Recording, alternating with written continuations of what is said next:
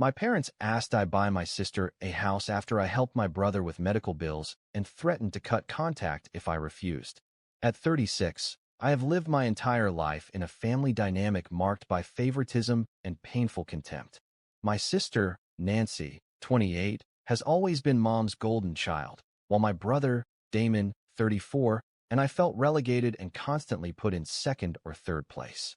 From a very young age, it was obvious that, unlike us, Nancy received more attention, praise, and a freedom that not even Dad, who occasionally tried to mediate, dared to deny.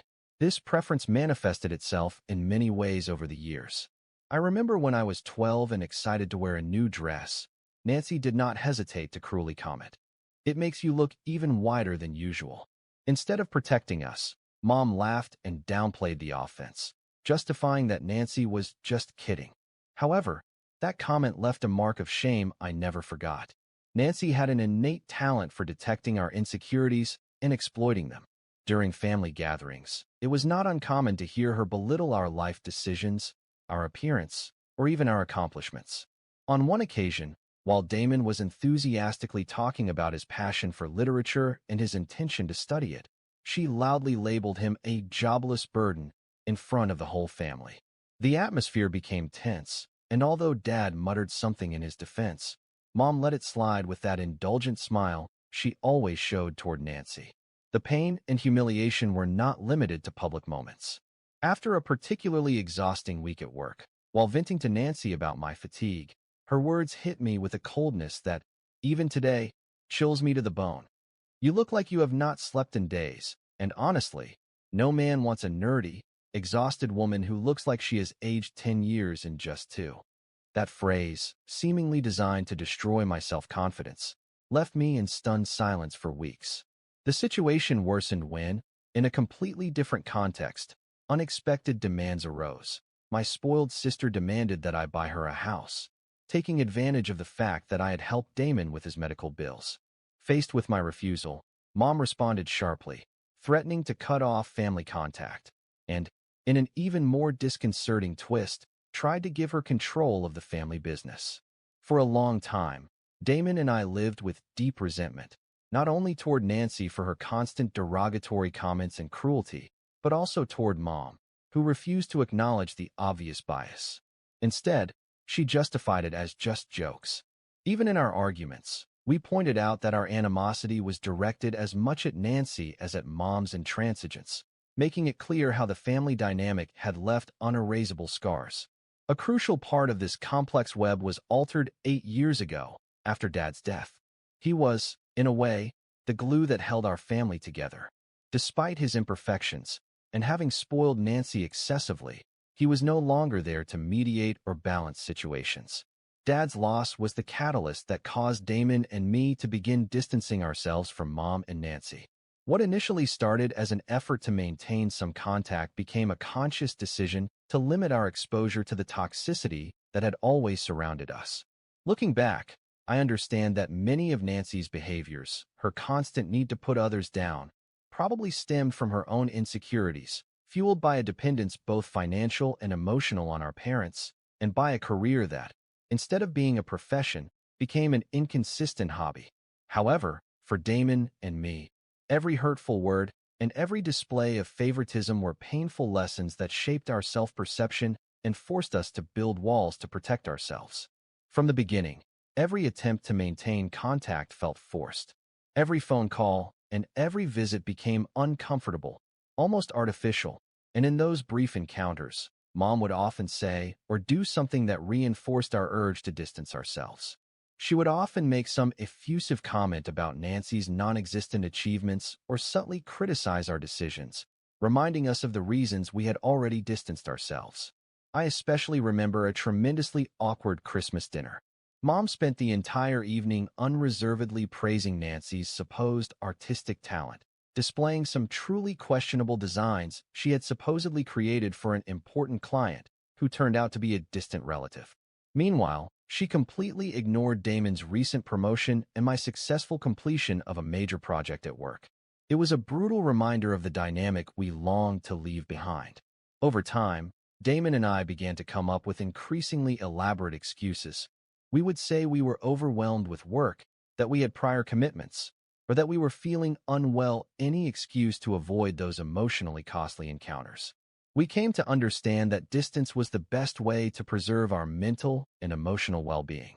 It was not about not wanting to see them after Dad's passing, but a conscious decision to protect ourselves. And, notably, neither Mom nor Nancy made a genuine effort to maintain contact. They were not the ones calling insistently or begging for a visit.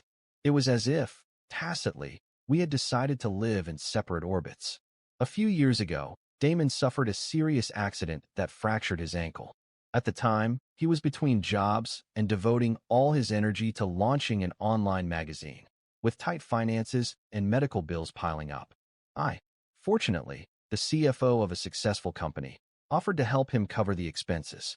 At first, Damon was reluctant, true to his independent spirit, but I insisted to prevent him from depleting his savings just before the launch of his magazine. I covered everything from his medication and the extensive physical therapy he needed to the cost of hiring a full-time nurse during his recovery. For me, it was a natural decision.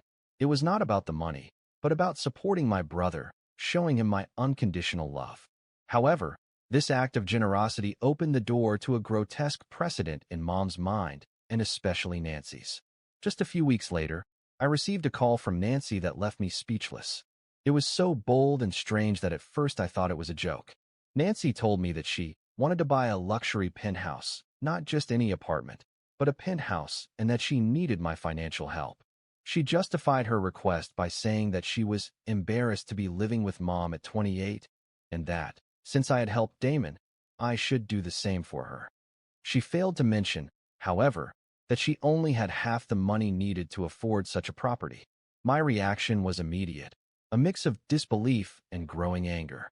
We barely exchanged any words, and when we did, the conversation was inevitably peppered with insults and negativity. The idea that, out of nowhere, she would demand such a considerable sum was surreal. The last time we spoke, she dedicated herself to criticizing my life choices, questioning my career, and even making derogatory comments about my appearance. The audacity of her request left me completely stunned. I tried to understand her professional situation, or rather, the lack thereof. Nancy called herself a freelance graphic designer, but in reality, her career was more like a hobby, with no formal training, no degree, and a meager portfolio more than anything. She had designed a couple of posters for Dad's business years ago, which, fortuitously, had been used.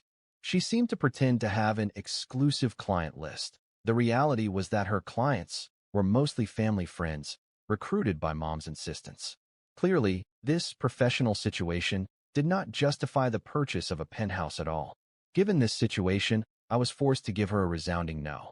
I explained directly that I was not going to finance her excessive lifestyle, and perhaps too abruptly, suggested that she consider getting a real job if she wanted to afford such luxuries. Although my response may not have been the most diplomatic, my astonishment and anger at her sense of entitlement and lack of self-awareness were evident. She seemed convinced that simply by being my sister, she was entitled to a luxury penthouse. The conversation quickly escalated into a heated argument, with Nancy's voice rising to an almost hysterical pitch. Finally, I reiterated my refusal and hung up the phone, unable to bear another second of her screaming. From that moment on, I decided not to answer her repeated calls. It had become clear that the relationship, or what was left of it, was purely transactional for her. She only communicated when she needed something, without considering my feelings or the long periods of silence we had maintained. As if this were not enough, Mom called me shortly after. The conversation was even more exasperating, with a mournful and passive-aggressive tone.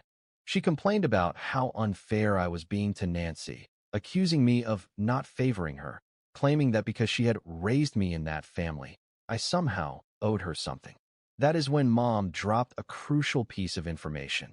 Nancy had first turned to our Uncle Dad's brother, who had taken control of the family business for financial help.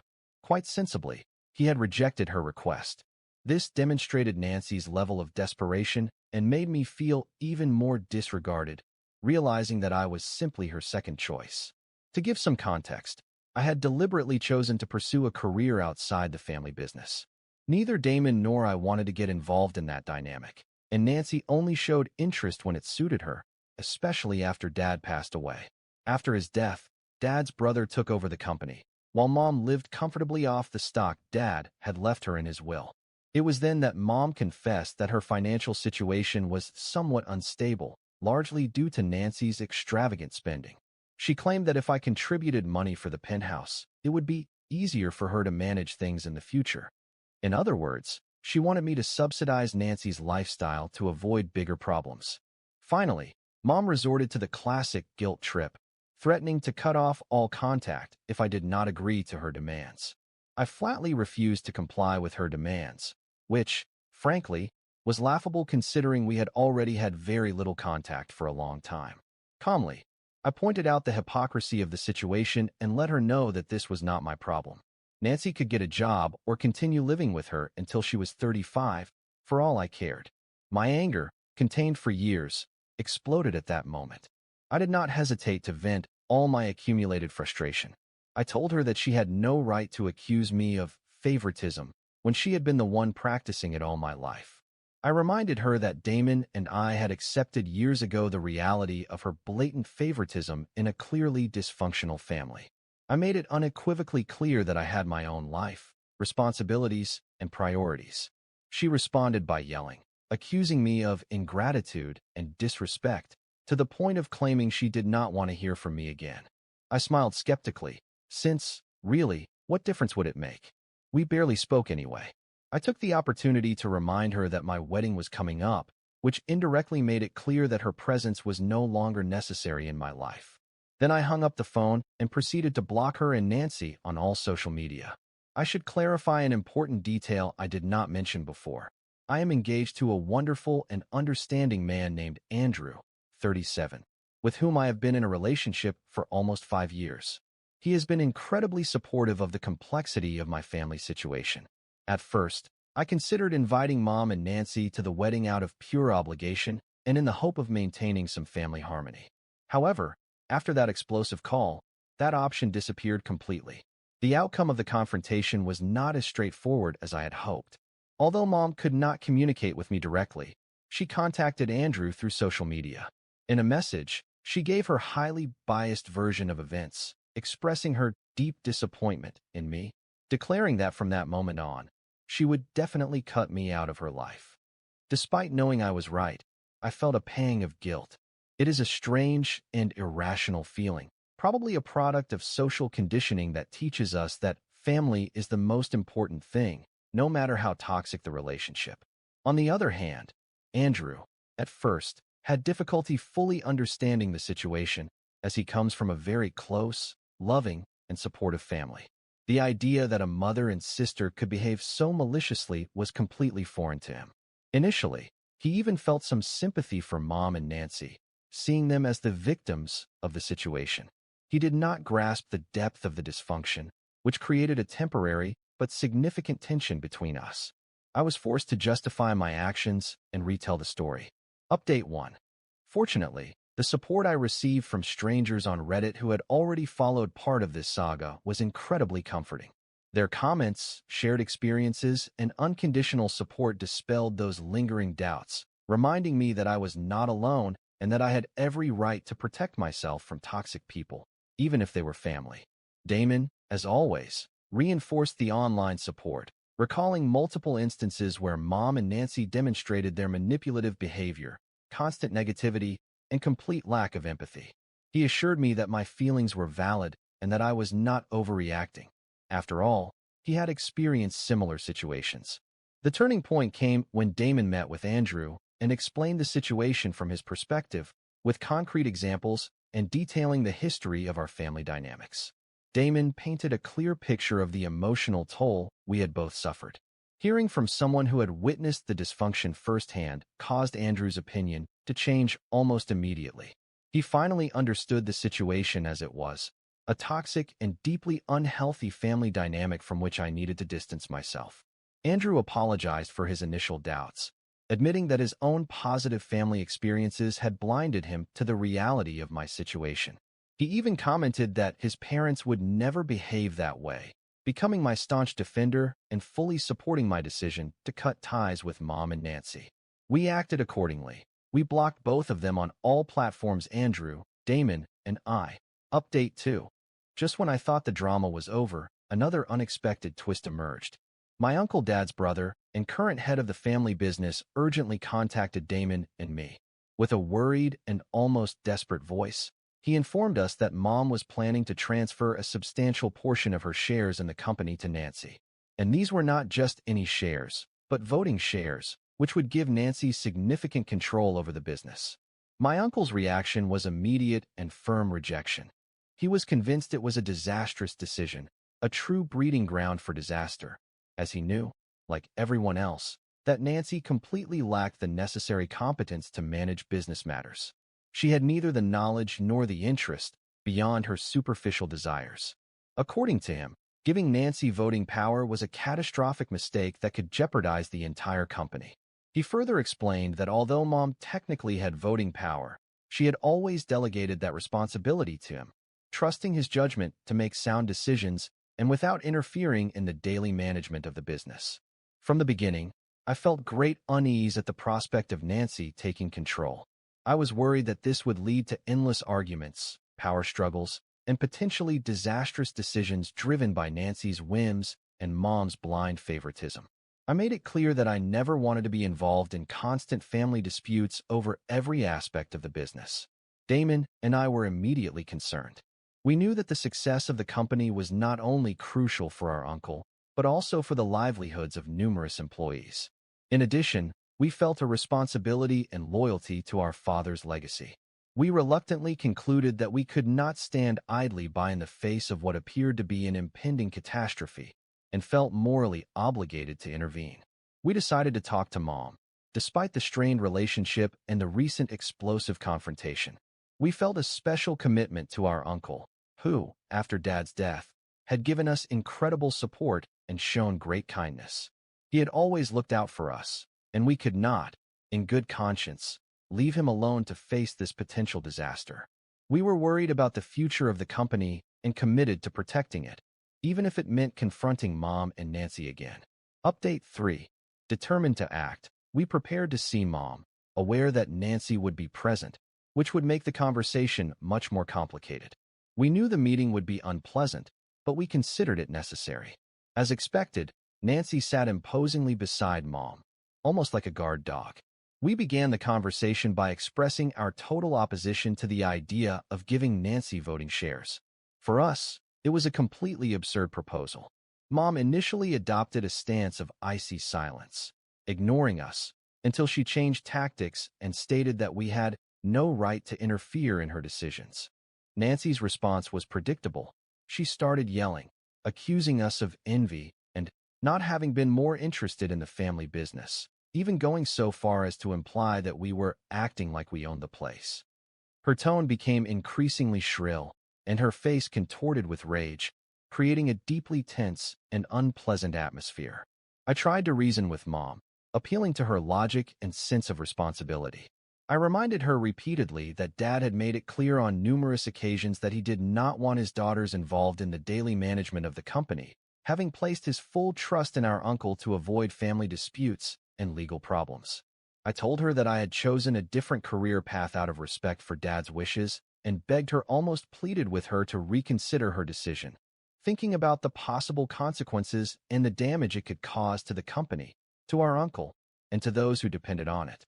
Meanwhile, Nancy continued her outburst. Between screams, she hurled accusations of envy, resentment, and interference, and even threatened to call the police, as if we were intruders in Mom's own house.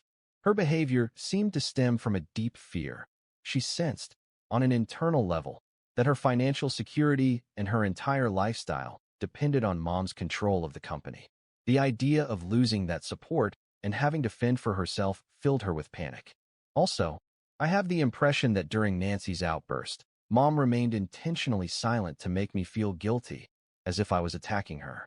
After what seemed like an eternity, Mom ended the meeting coldly and authoritatively. She accused us of being disrespectful and insulting and sent us away, assuring us that she would reflect on what was said and communicate it to our uncle. Nancy, of course, remained by her side. Damon and I left. We had stated our case clearly and forcefully, appealing to both Mom's reason and her commitment to Dad's wishes and the security of the company. Although we were not sure if we had managed to make her think, we were left with the hope that she would reconsider, but also prepared for the worst. I later talked to Andrew and told him everything that happened, emphasizing that even if the outcome was not favorable, at least we had tried to avoid the situation. Update 4. 2 grueling weeks later, our uncle contacted us with encouraging news. After much reflection, Mom had decided not to grant Nancy voting rights in the company. Instead, she chose to transfer preferred stock to her, which guaranteed Nancy a steady income without allowing her to control the company's operations. This verdict was a huge relief, as the company, at least for the foreseeable future, was protected from potential mismanagement by Nancy. Our uncle could continue to manage it. For Damon and me, the most valuable thing was maintaining our decision to have no further contact with Mom and Nancy, which we considered the ultimate victory. The whole situation was extremely stressful. It was strange having to intervene in a matter that, in theory, was not our direct concern, but we felt morally obligated to act to protect our uncle, honor Dad's wishes, and safeguard the future of the company. I should clarify something to dispel any doubts. Some, reading previous parts, may have mistakenly thought that Dad left his other children with nothing. That is not true. He did inherit assets other than the company's stock. I did not mention them before because I considered that they were not directly related to the main conflict, which revolved around Nancy's sense of entitlement and Mom's permissive behavior. However, it is important to make it clear that, despite everything, we were not financially dependent on Mom or Nancy. We had our own resources, careers, and independent lives. Update 5. 5 months later, the situation had stabilized in an unexpectedly peaceful way. The no-contact order was still in effect.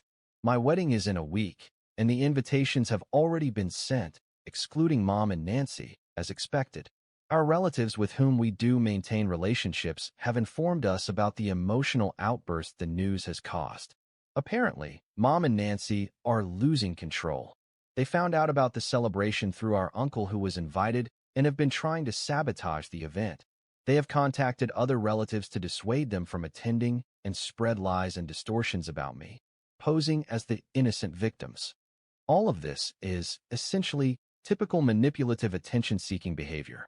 They cannot stand the idea of me being happy and moving on with my life without them. In contrast, the relationship I have built with Andrew is completely different from what I experienced in my childhood.